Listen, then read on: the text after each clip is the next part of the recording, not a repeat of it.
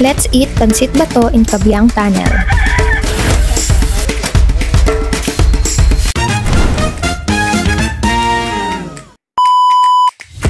From Dasmariñas, Cavite, isang oras nga lang ang naging biyahe namin dahil maaga pa umalis na kami. Napakaraming hayop ang pakalat-kalat dito katulad ng mga unggoy at baboy. Pagkarating nga sa Cabiang Tunnel ay namili muna kami ng mga pasalubong dahil maraming food stalls dito. At diretso na nga kami sa famous Pansit Bato ng Sagrada Eatery. Pinakita nga nila sa amin kung paano nila ginagawa ang bestseller nilang Pansit Bato na galing sa Bicol.